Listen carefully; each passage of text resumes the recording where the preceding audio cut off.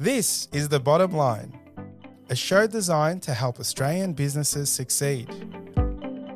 On the show, you'll hear from leading Australian business owners as they share the lessons they've learned building their companies.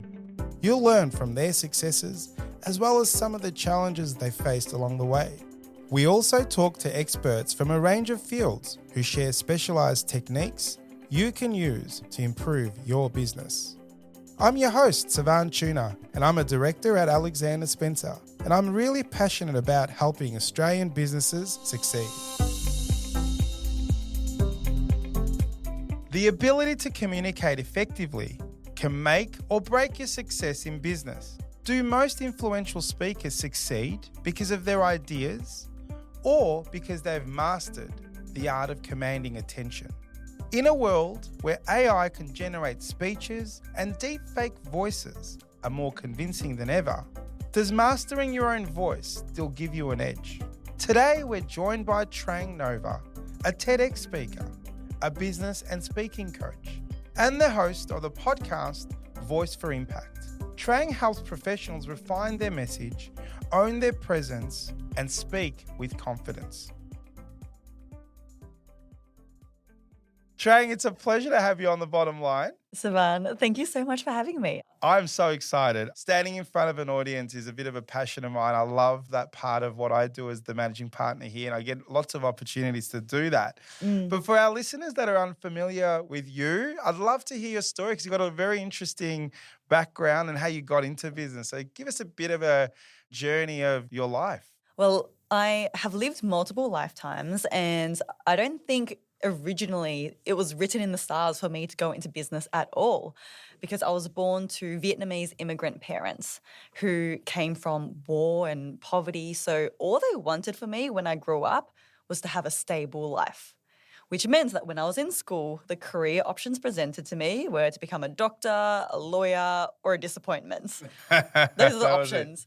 My dad's a doctor, my sister is a dentist, so that's what was written for me. I was quite sporty and I wasn't really interested so much in, becoming a doctor or a lawyer. So I met them in the middle and I graduated uni as a physiotherapist. That was my very first career. And after working for a few years, everything was going well. I was generally comfortable. I was generally happy. There was something that happened one morning that changed the entire trajectory of my life. I'd gotten up early to go for a run, and when I stepped out onto the footpath to begin, I heard a crunch. And I was like, what's that? What's going on? I looked down and I'd stepped on a snail.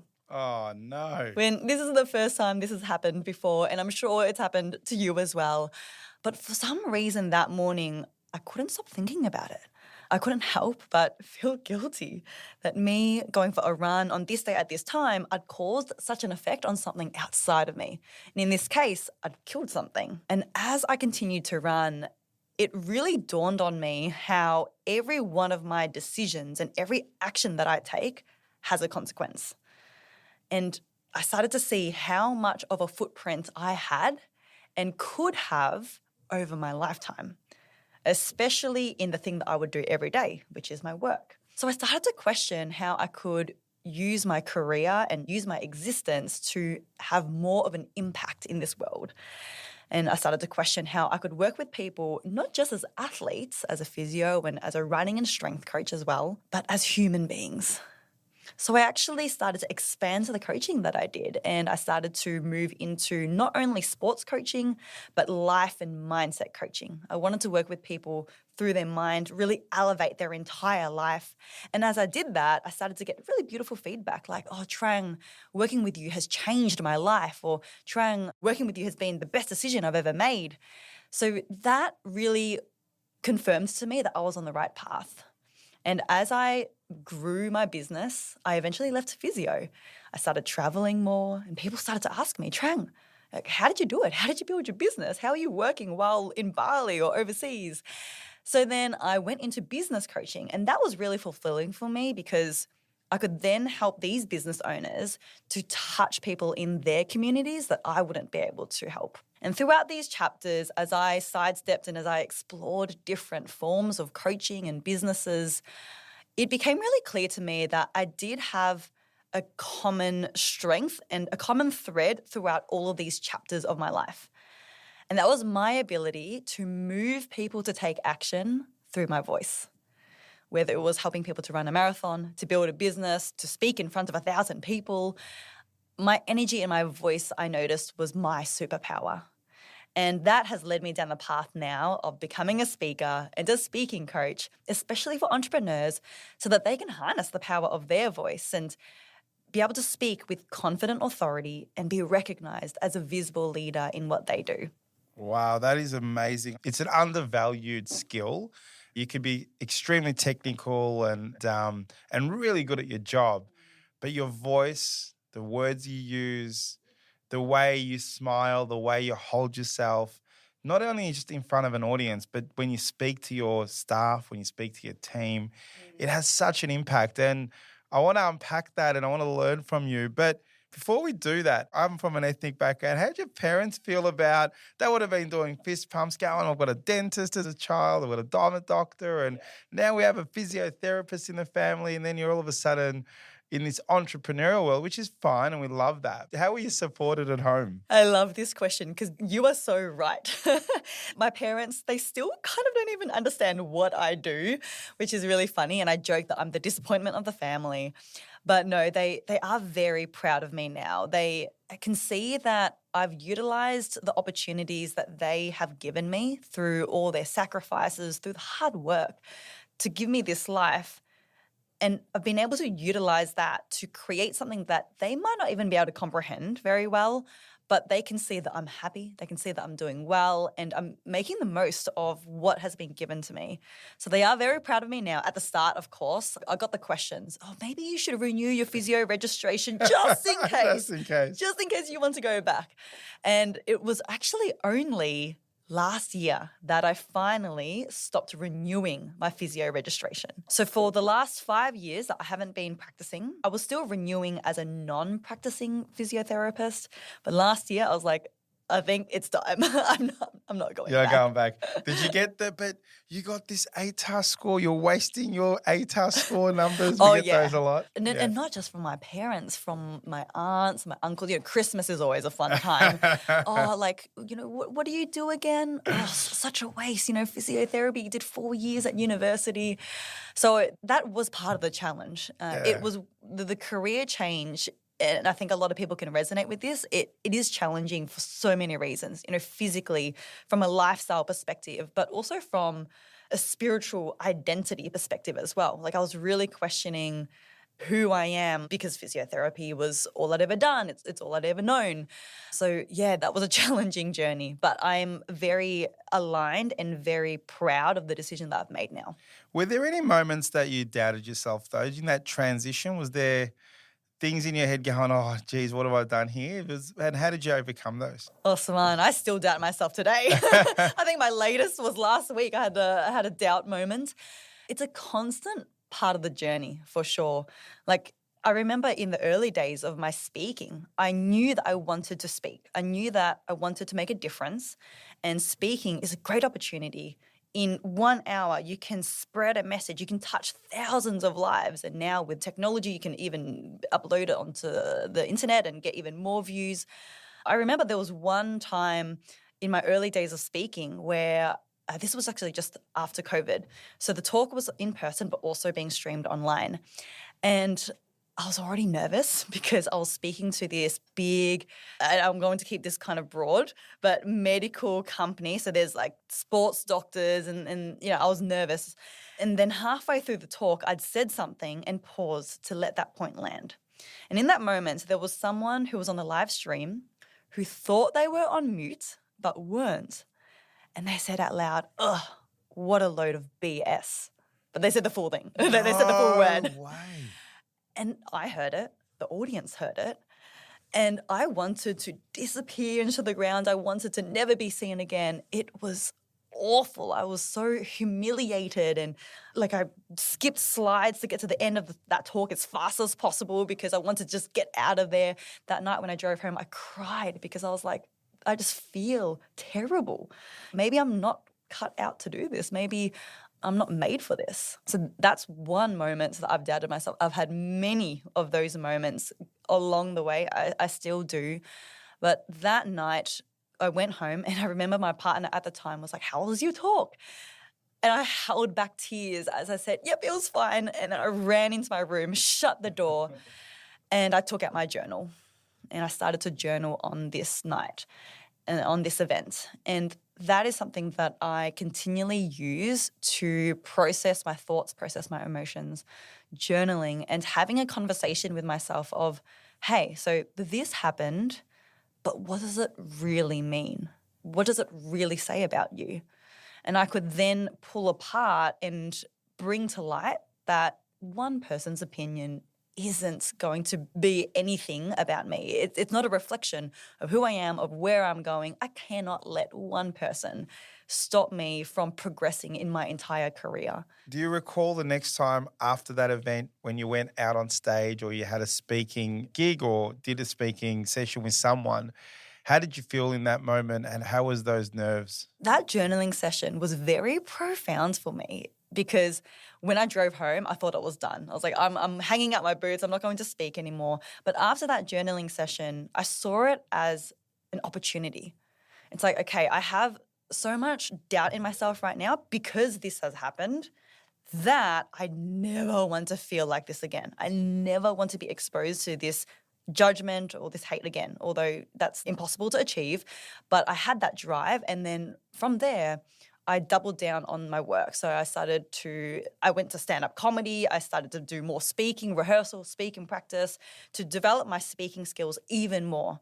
Then to answer your question, the next time I did a speaking gig, I felt more grounded in what I had to offer and more prepared and more resilient to what I was going to receive because I'd done the processing of, hey, no one can touch me. I'm here to give a gift to the audience. It's not a performance to be judged. And for those that are not confident in speaking, how do we get started? If they can't get a coach like yourself or don't have the means to get the one-on-one coaching, where do we start? If you're a leader in an organization, you're about to do a speech, you feel uncomfortable, what are some of the tips or where do we go to help people be better? Where do they start? I would start with self-awareness, speaking to your own camera, putting your camera on record and recording yourself speaking for 5 minutes. You can even do shorter if you don't like the sound of your voice and that makes you cringe. So anywhere between 2 to 5 minutes. And then leave it for 24 hours. After 24 hours, you can sit down and then re-watch the video that you've just recorded the day before. And now what you're doing, because you've left it for 24 hours, you are watching yourself through fresh eyes. You're out of the shoes of who you were yesterday, and you get to watch yourself almost like an audience member. And from there, because it's a fresh lens, you will already start to pick up on things that you did not recognize when you were doing the speaking. And the thing is, we all already have within us awareness of what we resonate with and what we like and don't like when it comes to speaking. I'm sure we've all watched TED Talks or we've watched videos on social media and we're like, yes, that person really speaks to us, or not really sure about that person. So we already have an inner compass within us of what we like. So when we watch over ourselves 24 hours later, we can start to recognize these things. Something as simple as our voice sounds different when we are speaking versus when we are listening back to us. So that's why people say they don't like the sound of their voice. Because when you are speaking, the way that you hear your own voice is, of course, through your ears, but also the sound of your voice is changed because there's also vibration through your skull. So it sounds a bit different. And then when you watch back your own video of you speaking, there's no vibration in the skull anymore. It's just through your ears. And that's why people don't like the sound of their voice, because it sounds different. They're not used to it. You can watch back over your video and you'll start to notice these things. Maybe it's the amount of filler words that you use. When you're speaking, you're not hearing the filler words that you're using. But when you watch back over the video, you start to hear it. Maybe it's your body language, how you're gesturing with your hands.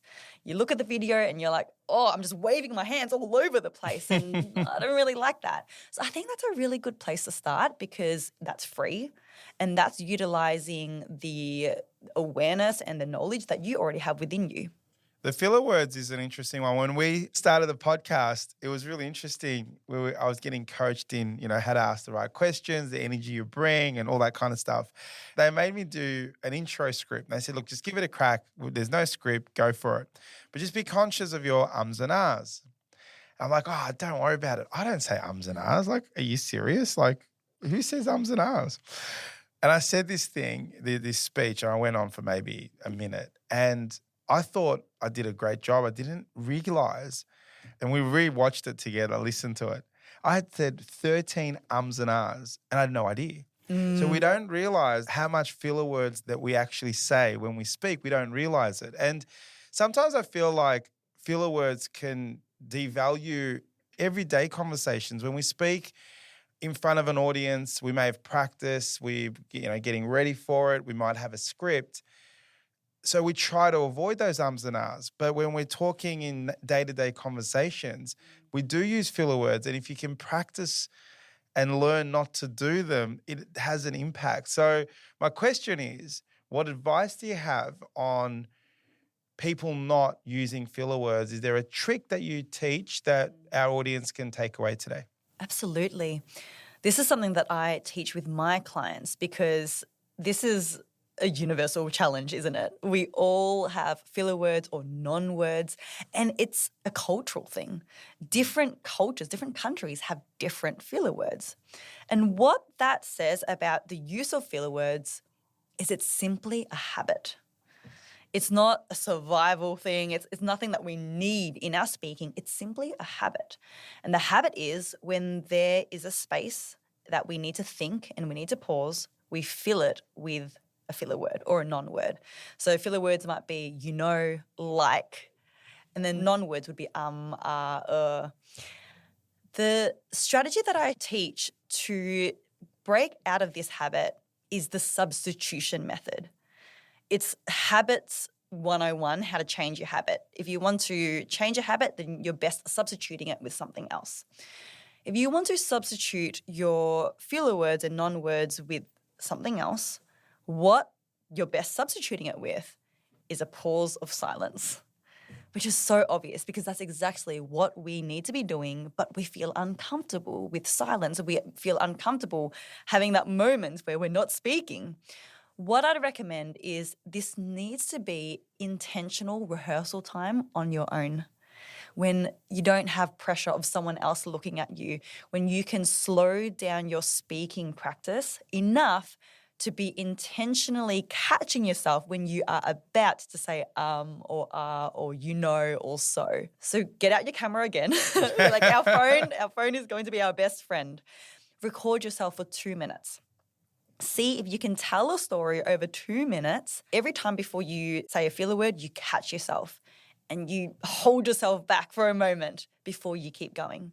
And I do this with my clients, and you notice the very first time they do it, they're using every fiber of their body to hold back, and they're thinking, the brain is working over time. But even after 2 or 3 rounds of doing this, 2 minutes of slower talking and catching themselves, they are already feeling a lot more comfortable, looking a lot more natural because it's simply a habit that needs to be broken down. Yeah, I love that. I love the pausing part because pausing can also be impactful in the way that you present a speech, or you're about to say something really important and you pause. So it's not just doing a pause for stopping a filler word, but it can have such a meaningful impact in actually a speech or a delivering of a message. How do we use pauses so that we can actually make an impactful part of our speech? You're right, Savan. The pause is a very fundamental part of speaking in a way that is meaningful and engaging. It's one of the 6 speaking foundations that I like to talk about because it is the most important thing that we can include in our speaking to give people a chance to process what we have just said. This used to be my biggest weakness. Speaking in front of people, I would feel nervous. So I would talk continuously without any pauses, and I'd just keep talking like this. I'd run out of breath. I'd have to take a breath in the middle of a sentence, and then people wouldn't be able to keep up because I just keep talking like this and I don't stop. So being able to pause proportionately to the point that we are saying is going to allow people to process and absorb what it is. If we are saying something that we want them to think about for a moment, we can pause after what it is that we have said. If it's a really big thing that we are saying that's going to change someone's mind, that's going to challenge their perspective, that pause should be proportionate. It should be even longer. So what I usually say is an ideal pause is between 2 to 3 seconds after a big point, but it can be shorter or longer depending on what it is that we are saying. Other times that we can pause, as you mentioned before, is right before we're about to say something, right before we're about to reveal something, because that creates suspense. And then you keep people on the edge of their seat leaning in because they want more. I love that. So you talked about your 6, was it foundations? Yeah, speaking foundations. Let's touch on those 6. Would you like to share your little 6 secrets of your foundations of speaking? Absolutely. This is right up my alley because I love to nerd out on the art and the science of speaking, and putting it into these specific steps makes it tangible, right? The first foundation is articulation. Being able to articulate our words clearly so that people can understand. And a common question that I get asked that's related to articulation is, oh, Trang, I was born in Asia or I was born in Africa and I've got this accent, and people find it hard to understand what I'm saying. So how can I get more of an American accent? And when they ask me that, honestly, it breaks my heart because I'm like, no, you don't need to change who you are. You don't need to change your accent. Please embrace where you've come from and your voice. But what you do need to do is you need to articulate your words more clearly. So whatever accent that you have, whether it's Australian, American, Chinese, it's about articulating your words. And how you do that is you've got to open up your mouth more. You need your facial muscles to be working because if you're not opening your mouth, then your words will slur more. But if you're opening up your mouth, you will sound all the vowels, all the consonants a lot more clearly. The second one is speaking speed. So how fast are we speaking?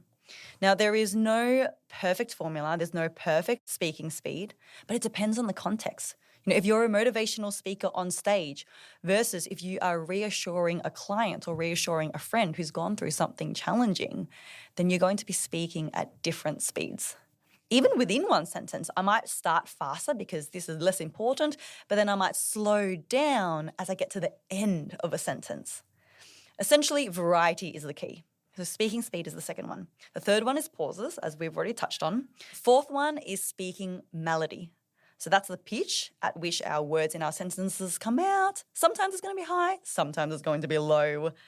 And the importance of speaking melody and speaking pitch is it showcases what meaning we have for what we're about to say. A mistake that a lot of people make is they finish their sentences with an upward inflection. They say, oh, hi, my name is Trang and I'm a speaking coach. They're finishing their sentences on an upwards pitch. But that is meant to be reserved for questions. This is what we get taught in primary school. You finish your question on an upwards note, so it sounds like you're asking a question. Oh, Svan, can I borrow your pencil? Yeah, you're like asking a question. It's a... Yeah, can I borrow your pencil? Yeah. Or how was your day? Yeah. Going up. Questions is where you finish with an upwards inflection, with a higher note. And that usually denotes uncertainty. That's why you're asking a question, because you're not sure. But a lot of people, and this has become a cultural habit, we finish our sentences with an upward inflection, which takes away our authority and our credibility. So that's just one example of how we can use melody to showcase the meaning and our authority. We want to be finishing with a downward inflection like this anytime that we are speaking, especially if we're educating or trying to sell or working with clients. Excellent. I love that. I've seen a few things online and listened to a few podcasts where I've heard the 90 beats.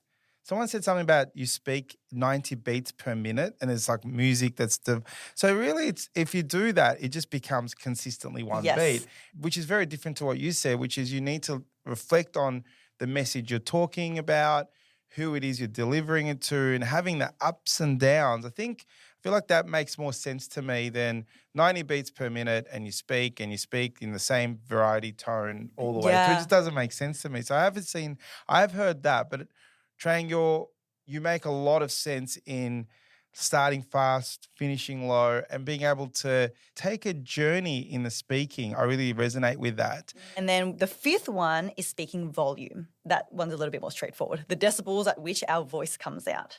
In short, you want to be as big as the room. If you are speaking on stage in front of 1,000 people versus in a one-on-one podcast recording, you're going to be speaking at a volume that is appropriate for the room that you are in. But once again, there's no ideal formula. It's about variation, because sometimes I might get really passionate and I go louder, and then sometimes I want to draw you in. And you could talk and really I drop slow. it down. Yeah. Yes.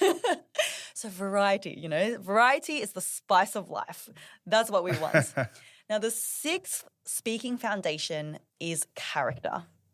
In short, speaking character is the difference between a Hollywood actor reading their screenplay versus acting out the screenplay. It's all of the speaking foundations combined, plus the emotion that goes behind what you are saying. So being more animated, showing more emotion, showing your facial expressions to align with what you were saying is going to make your message so much more compelling, so much more engaging. This is the difference between powerful leadership in my eyes versus not. Because we've all heard a leader talk and we feel drawn to what it is that they have to say, and we feel really on board with their vision and their mission. And then there are other leaders that we may have heard speak and we're just sitting back with our arms crossed and we're just not buying it. And a lot of that comes down to the character, because if the meaning and the emotion behind what you were saying is not matching with what you were saying, then there's going to be that discrepancy there, and people can subconsciously pick up on that. Sometimes we have bad days, good days. Is it about just knowing that you're going to be in front of an audience and you've got to bring it, and you just got to come up with a routine that you go through, put on a smile, be the actor that the Hollywood actors are when they're acting? Is that the most critical one that we need to be conscious of? Because we do have moods and things happen in our lives that can bring us into a space where we're not feeling the energy, may not have a good night's sleep. So is that the one that people struggle with the most? And what advice do you have for people to know that they've got that in them and that your energy is not coming through? Yeah, absolutely. You're right with that one. It is the one that people struggle with the most, because if someone's not feeling confident in speaking up in any setting, whether it's in a meeting, at work, in their business, then they're going to shrink their character. They're going to make everything smaller. They're not going to be as expressive. They're not going to use their hands as much, their facial expressions. Just everything is going to be smaller. I've got an example here. I've got someone in my organization that genuinely, the words coming out of their mouth, if you actually wrote it and transcribed it, is fine. And his message or his delivery seems all good on paper. But every time he delivers it, he sounds like he's telling people off. He's angry.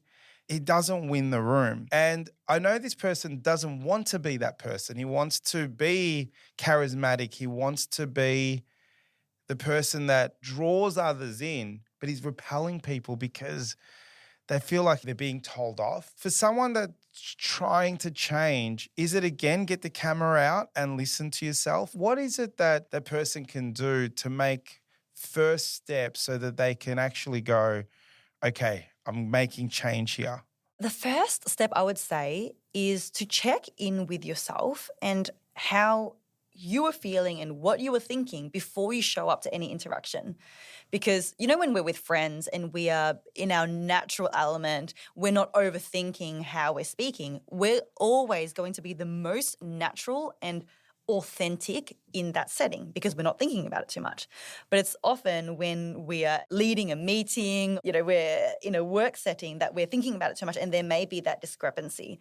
So what I like to do before I show up to any interaction is do a little bit of self-talk. Self-talk to check in with who I am and how I want to show up in that interaction. And I did it this morning in the car on the way here. Love it. And the car's the best place for it because no one can hear me. So as I'm driving along Burwood Highway, I'm saying to myself, Trang, you are a speaker and a speaking coach, and you are here to move people, to use their voice, to lead powerful movements, to fulfill their potential. And I'm just like talking to myself about how much I am here to be of service and to help the audience. I want them to be able to reach their potential and spread ripples of impact in this world, like to help people to be seen and heard. So I'm like talking to that to myself. I'm going on. And I get into this state where I am so driven and I'm so moved to show up as my best, but not just so that I can look good or whatever, but I'm here for the audience and I'm here to help them to shine. So then that's going to come out, because as soon as I walk through the doors of the office and I sit down here with you, I'm in a state of, all right, let's go. Like, I am here Ready. to help.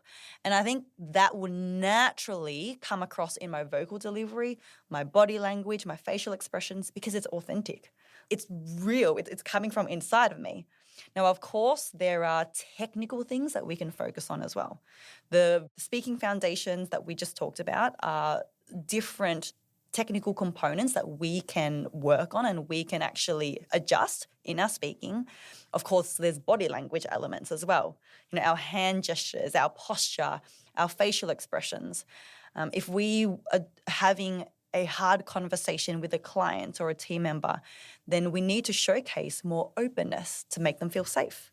So showing our palms, keeping our shoulders down and relaxed, having a soft smile on our face, eye contact, that is going to make them feel safe and feel comfortable.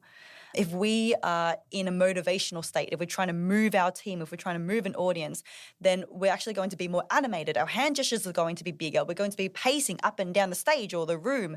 So there's technical components as well to body language that we do want to be aware of, and we can use that to strengthen our message. You're a TEDx talk. You've done a TEDx talk. I'd love to hear about that. How did you prepare for that? What was the first sentence when you went on stage? How did you capture the audience?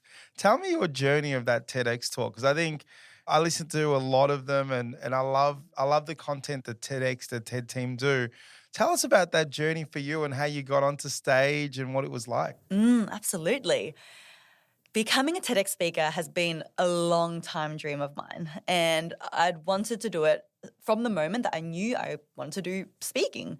It's like winning the lottery as a speaker. Becoming a TEDx speaker, that's what you're shooting for. And I remember thinking in the early days, I just need to get my application accepted. I just need to be able to be chosen to become a TEDx speaker, and then the job is done. But what I've learned through the journey of becoming a TEDx speaker is when your application is accepted to become a TEDx speaker, the journey is just beginning, because that is where the heavy lifting begins. When I first got accepted, I had 5 months till the TEDx talk. So I thought I had a lot of time. I can just sit back a little bit, I can celebrate, I can get my talk ready over the next 5 months. But that's not how it works.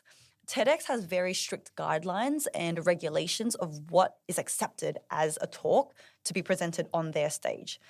So the day after I got accepted, I received an email from the TEDx co-curators saying, okay, this is how things are going to go. You've got 2 weeks to write out your talk and submit it into us. Oh, wow, not 5 months. No, not at all. 2 weeks, because they need to look at it, they need to review it, check it. So I locked myself into a room for 2 weeks and I put my soul and my everything into this talk. And I remember submitting it after 2 weeks, feeling pretty chuffed with myself, feeling pretty good. And then within that day, I received an email back from the TEDx co-curators, and it had said, Trang, I can see what you're doing here. I can see the angle that you're trying to go for, but this ain't it. This isn't going to work because of this and that. Can you please rewrite it and resubmit in 48 hours? Wow. But would have brought you back to your 11 days and your 12 days going here, the teacher's giving you a... Yes. But it's probably a good thing, right? At least you got the feedback. But you had 2 days. Yeah, that was extremely stressful. So I resubmitted again in 48 hours, and I actually received an email back saying, we're closer, but we're still not there yet. So it became a process over the next 3 weeks of going back and forth, me writing new iterations, new editions of my talk, getting feedback. This isn't it. Can you change this? Check that reference. And it was one of the most challenging processes of my life because halfway through this 3-week period, I was starting to question, am I going to be able to bring together a talk on time? And I started to doubt myself, what if I can't? And what if they kick me out and they replace me with someone else because I can't get the talk together in time? But I do remember the exact day. It was December 18, 2023 that I submitted the final draft, and I got the email back saying, well done. This is now 99% complete and you can relax. There's going to be a few things to clean up, but they're small things. So that was the hardest part for me, the writing of the talk. Writing content doesn't come as naturally to me. Everyone has different strengths, right? Content for me, it's not very natural. I know that's easier for other people. I'm not sure about you, what it is for you.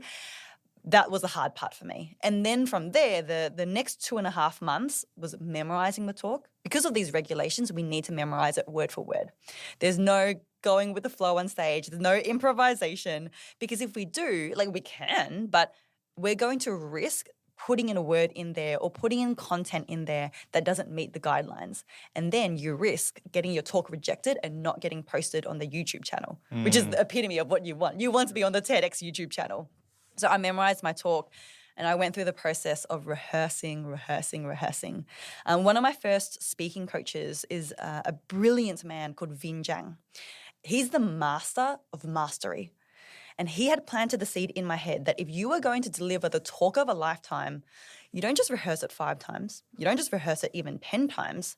The rehearsal to performance ratio is 100 to 1. Wow. So I had in my head that I wanted to rehearse 100 times. And I had 2.5 months, which meant it was twice a day, every weekday for the next 2.5 months. And how many minutes was this speech? 15 minutes. 15 minutes. So 15 minutes is a lot. That's a lot of words to memorize. It is 1,896. I can tell you exactly. So if I said to you, do the TEDx talk right now, do you reckon you can recall the 1896 words? That's a good question. I haven't tested it. It's been now almost a whole year. It's been 11 months now, actually.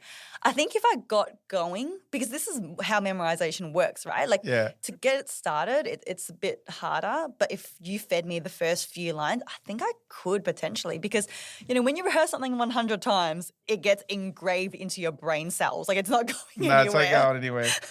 I have to ask, doing a little bit of the research for this episode, I noticed you've had such an impact on a lot of people's lives. Can you share a story where someone was not necessarily so bad, but someone went from doubt, really not good at what they do, and through a journey to now becoming mastery or an expert? Can you give us a success story of a client you've worked with that's gone from here to there? Yeah, for sure.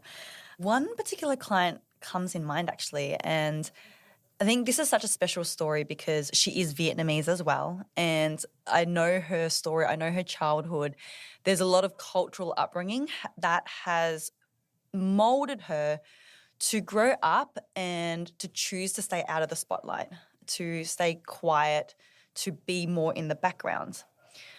But she had dreams, and her dream was to start and build her own business as a meditation and mindfulness teacher.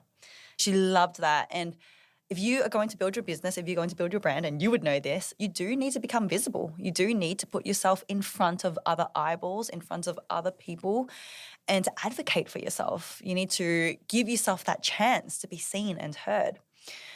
The first work that we did together actually wasn't specifically related to speaking. This is interesting, actually, but it's related. The first work that we did together was she attended my retreat. And I'm running this retreat again next month. It's called the Life of Legacy Retreat. The name already indicates what this retreat is about. And on day 3 of this retreat, something that we do is we get into a plane, we go up into the air, and then we jump out of that plane. No way. We go skydiving. I can't come to that retreat. Let's get advice. I'll see you there. And the point of that exercise is, of course, it's fun, it's group bonding, but you are embodying a version of yourself that you didn't think that you could be yesterday. Now, some people, they love skydiving. That's exhilarating to them. But for this particular client, she actually was not going to do it. the months leading into the retreat and even up until the night before, she said, Trang, I don't think I'm going to do it. I'm going to sit out tomorrow morning. The next morning, I remember coming down, everyone was getting excited. There's a lot of energy in the house. People are having breakfast. And then she's like, Trang, can I talk to you for a moment? So we go to the side into one of the bedrooms and she said, Trang, I have to tell you something. And I'm like, okay, what is it? She said, I had a dream last night. And the dream was I was flying in the air like a bird. My arms were out here and I was just so free. I'm going skydiving. Wow. And the best thing about this whole thing was that morning when we went skydiving, we were meant to be jumping from the height of 8,000 feet. So I think that's a free fall of 15 seconds or something. When we got there, we were given the opportunity by the staff to actually upgrade the jump height from 8,000 to 15,000. And guess who one of the first people was to choose to upgrade the height? Your client. Yep. She chose upgrade from 8,000 to 15,000 when she wasn't even going to jump in the first place. So after that, she really transformed. And we did speaking coaching as well after that. But it was really that catalyst moment of the skydiving, of choosing in that moment to really stretch your horizons, do something that you didn't think that you could do, that she shifted. She started doing cold outreach to corporate groups. And then last year, she had the opportunity to speak in front of 1,000 people. And she did it. She was fantastic. And I'm just so proud of her. And of course, like the speaking skills came into it as well. But that story really stands out to me because it's the whole journey that came into this result. It wasn't just the speaking skills. It wasn't just the technical. It was the process of owning your voice and that you have a place to be seen and heard. That is the first step. It feels like there's a psychological element to all of this. There's a deep believing in yourself. There's a deep, you can do this, taking that deep breath and delivering it. There's a lot of doubt that comes in. I think you got to get through, it sounds like you got to get through that hurdle of I can do this, follow the 6 foundations, the technical component, and just give it a go. It's actually amazing seeing so many young people at the moment. I love the social media side of things. I follow a lot of people in different areas of business that are jumping on TikTok, on social media, doing videos and recording themselves speak. And I think the skill of speaking, your voice, it's a growing, I would say, an industry or a skill that we don't talk enough about, but it's growing. And I think the services you provide are going to be endless because it's so important to get your message out there. And the way you do that is through your voice. So we are very fortunate to have you around that, teaching and helping people do this.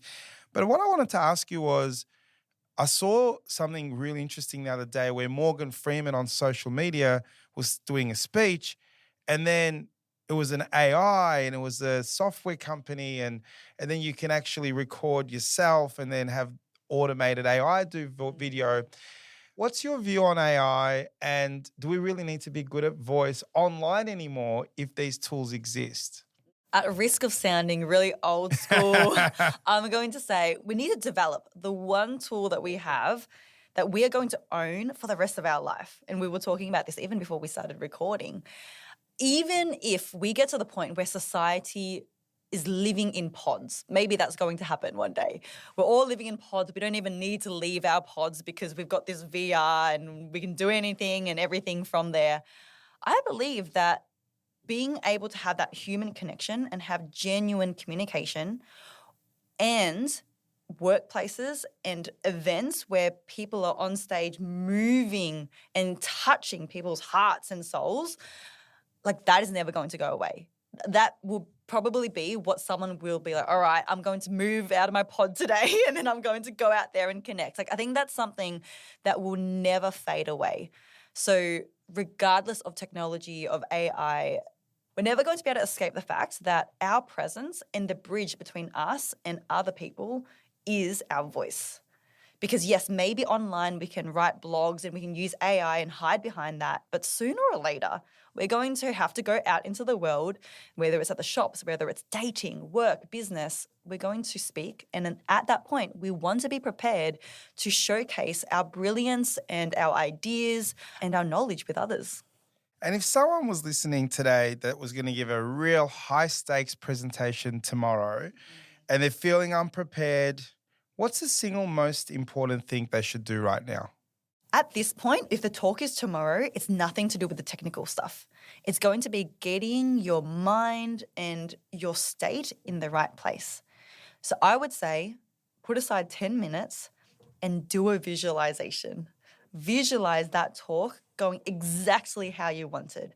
Visualize people clapping and standing up, giving you that standing ovation. People walking past you as you leave saying, oh, thank you so much. That was incredible. That really touched me. That's changed my life.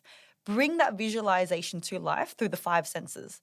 You know, what you can see, what you can hear, what you can feel, taste, and smell, because that's reality. Reality is our 5 senses. And if we can make that visualization as real as possible, it's going to feel like it's already happened. And then we're going to go into that talk tomorrow feeling so lit up, so ready to be present and absolutely shine that is going to change how we show up on the day. When we speak in front of a large audience, there's hundreds of people in the audience, and some people say, look at the back room or pick someone in the audience, and you're pacing up and down. What's your tip if I am going to be in front of a stage and there's 100 people? Do you pick someone out in the audience? Do you pretend they're all naked? What's your little trick to give us some advice around that? Main mistakes that people make. Let's reel through those. So don't look above people, because from the audience, you can tell straight away when someone's looking above, especially if there's a teleprompter and someone's using a teleprompter and their eyes are just moving across and they're coming back and forth, you can tell. Also, don't move through the audience through a chronological order either, because that becomes repetitive. And what I mean by that is looking to the right, then a little bit more to the left, and then the middle, and then more to the left, and then right, left, left, left, left, left. Like if you're going around in circles, that becomes really obvious. Don't scatter your eyes either. Sometimes when we're nervous, we're going to be quite jittery. We're going to be like, our eyes are going to be darting all around the room, and that's going to give off anxious energy. The audience is going to pick up on that. So don't look above the audience, don't move through the audience in chronological order, and don't dart your eyes everywhere. Instead, what you should do is you should look through the audience in a random order. So if you're in a place where you are maybe nervous or you get distracted by the audience, if they look at you or they do something and you get distracted, then sure, you can look between people's heads. That works. But what I love to do is I do love to make eye contact. I feed off the audience's energy. You know, during my TEDx talk, when I looked out and people were nodding as I was talking or someone's in tears, then I bounce off that energy and I want to give even more. So if you can, look into people's eyes for a few moments and move through the audience in a random order. What I'd also recommend is make sure that you finish each point on a particular person. So for example, if you're sharing a particular point, don't change your eye contact halfway through that point, because that can create a disruption halfway through what you're trying to say. Finish your point on a particular person or in a particular part of the crowd. If you're talking to 10,000 people, you might not see each person. Finish your point there and then move to the other side and then continue to talk on the other side of the room. My last question as we wrap up the podcast is, I'd love to know speakers that you are inspired by. When you going through your journey of coaching, do you watch speakers or people that you are inspired by and go, oh, that is my Roger Federer, or that is my Cristiano Ronaldo, and that's who I inspire to be, and that's where I get my energy from? I'd love for you to share that. I'd love for our audiences to Google them and watch them speak and watch you speak. But I'd love to know for you, who are the echelon of the best speakers in the world? I can answer this easily because I've spent many hours studying their talks. The first person is who I mentioned before, Vin Zhang. He is a speaker. He's a speaking coach as well. And I think I've watched every one of his keynotes that are on YouTube 3 times and studied them down to the minute of what he says and how his body language is and the jokes that he's using. He's great because, and a lot of people say that I speak similar to him, probably because I've modeled off him. He's very animated. He's very natural on stage. He moves around, he's himself, he makes jokes. He's a magician as well. So half of his talks are magic, and he uses magic to strengthen his points. And I love that because that's the type of person I am. I'm not the type of speaker to stand up on stage with my hands clasped, standing behind a lectern and just talking in a serious way for a whole hour. That's just not who I am. Like, I'm animated. I want to connect with you. Having said that, though, I've got to say, Barack Obama is an idol of mine when moving a large crowd of people to get behind his vision. Like, he is fantastic at that. He will move people, and he's also got such a warmth and a soft side to him as well. I think he's a president who's done that very well. He can do both. He can do the expert authority, and then he can also do the, we're friends and I want you to feel like I really care. So he's great as well. And one more person, Brené Brown. Brené Brown, who has a viral TED Talk. She has the speaking personality of, I'm your friend. She goes up on stage and she does have filler words in her TED Talk. And I always point this out because it's not that she's unprepared or that she doesn't know what she's talking about. It's completely intentional because her talk is on vulnerability. So what better way to make the audience feel comfortable to open up and to connect to their vulnerability? So she has filler words in her TED Talk. She says y'all, as in, how y'all doing? Yeah. So she has that casual side of her talk, but at the same time, she is an absolute expert and she's a master in her field. So I've loved taking different parts from different speakers to mold into my personal speaking type. Trang, thank you so much for joining me on The Bottom Line. Before we let you go, I'd love for the audience to try to reach out to you. You have your own podcast. So quick little plug. If anyone wants to reach out to you or jump on your podcast, how do they reach you? Sure. I am active online every day. I do live on Instagram and LinkedIn, so they're probably the best places to find me. My Instagram handle is Trang_Nova and my LinkedIn is Trang Nova. My website is trangnova.com, so yeah, you'll be able to find me anywhere there. And my podcast is the Voice for Impact podcast, where I talk about things that we've been talking about for the last hour or so, and I share more stories about failures that I've had, challenges that I've had, mistakes that I've made along my journey as a speaker. So if you are someone who wants to speak with more confidence, more authority, or you are an aspiring speaker, the Voice for Impact podcast. Thank you so much. It was a pleasure to meet you. I love that you're not far away from us. So we're going to have to catch up more regularly. I might need some coaching along the way. But I have to say this was a really educational session. I really took a lot from it and loved hearing your journey of physiotherapy to speaker. And I know you're having a massive impact on people's lives. Thank you again. Thank you, Sivan. I've loved this and I can't wait for the audience to hear this. This is The Bottom Line, a show designed to help Australian businesses succeed. This podcast was produced by accountancy firm Alexander Spencer. At Alexander Spencer, we've been helping business owners realise their goals since 1952, and we play a pivotal role in developing, implementing, and supervising the business goals and strategies of our clients. To find out how we can help your business succeed, head to our website, alexanderspencer.com.au. To make sure you don't miss an episode of The Bottom Line, be sure to subscribe to or follow the show in your podcast app. And while you're there, leave us a 5-star review. It really helps others find the show. I'm Sivan Tuna, and we'll be back next episode with more tips to help you transform your business. And that's The Bottom Line.